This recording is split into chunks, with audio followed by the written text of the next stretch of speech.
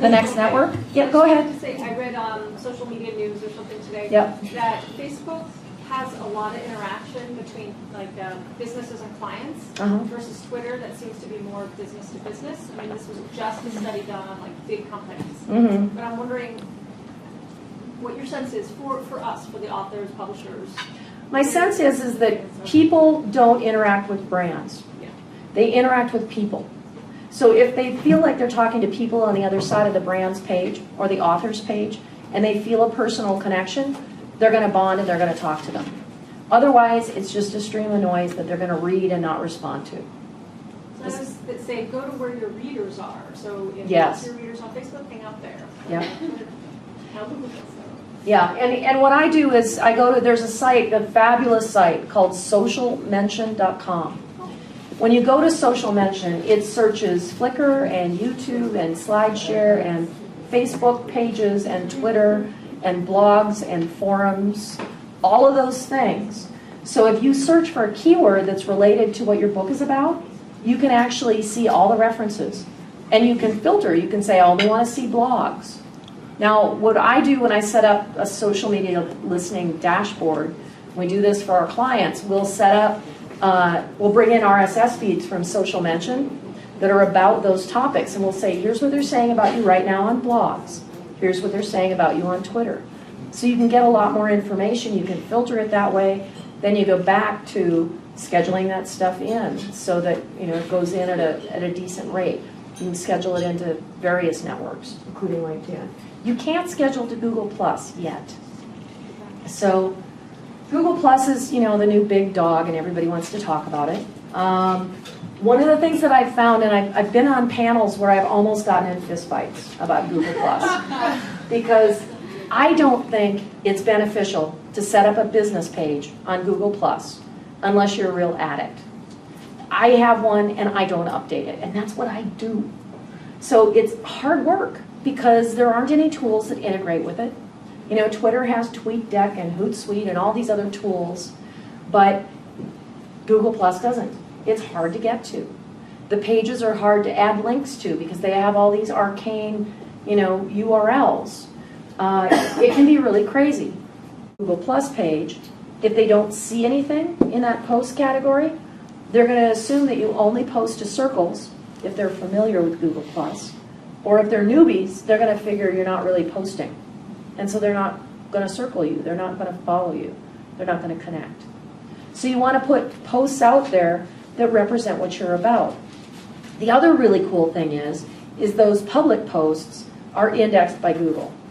So when you start wanting to market your book and you start wanting to talk about things and maybe, create a public persona that you know all there is to know about dragons, we'll go there, then you want those posts to be about dragons so that when people search, they start showing up.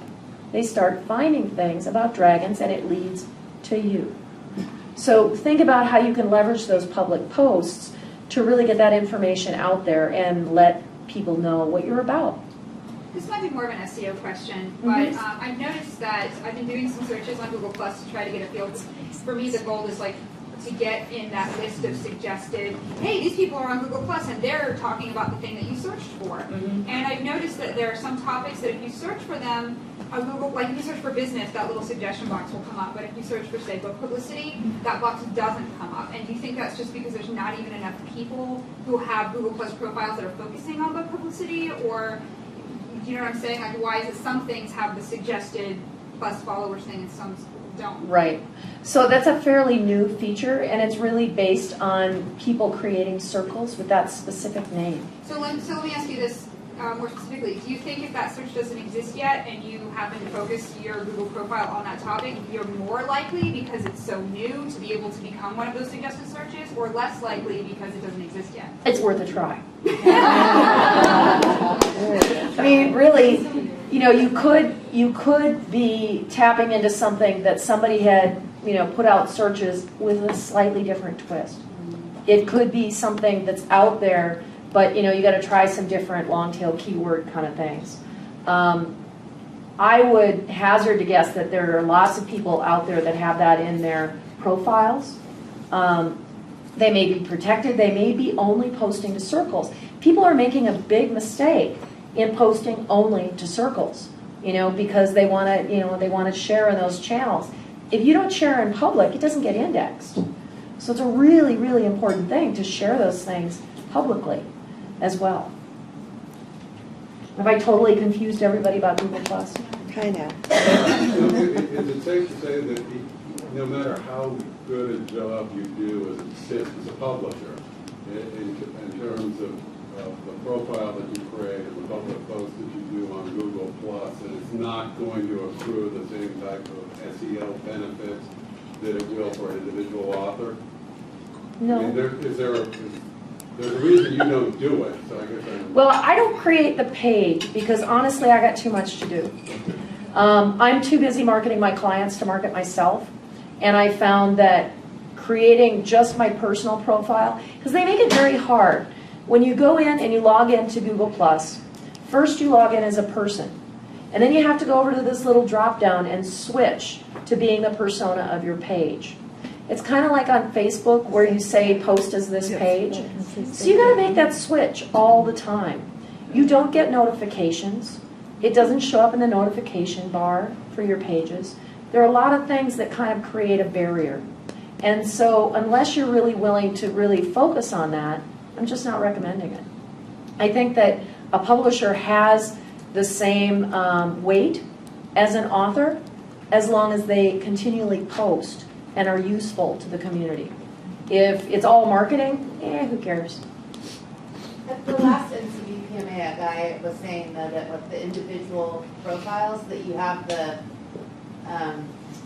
author, you can become an author through Google+, and then Yes. that's what shows up through SEO. So he was saying that actually with the professional pages that it's not as beneficial as the personal pages because you don't have that little author. You can't do that same thing. You can't claim the page. A couple of statistic options. HootSuite, by the way, has really great statistics, and that's one of the reasons I love them so much.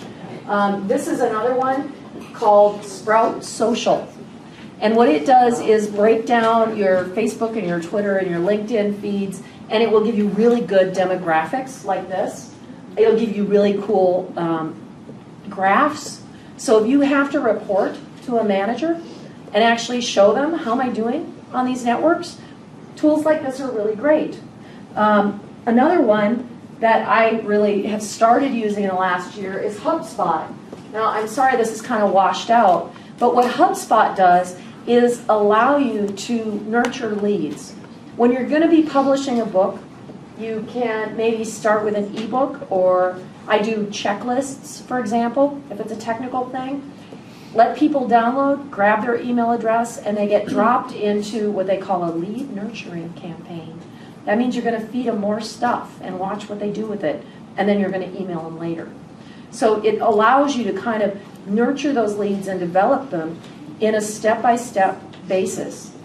Now, this is one campaign that we just recently did, and look at the increase in traffic. And it's all based on that kind of drip feeding system. It's based on, giving really good information that's really useful on a step-by-step basis, and it's all automated. So it goes out on a regular basis. We get really great response from this. And if you want to learn more about that, you can talk to me about it later.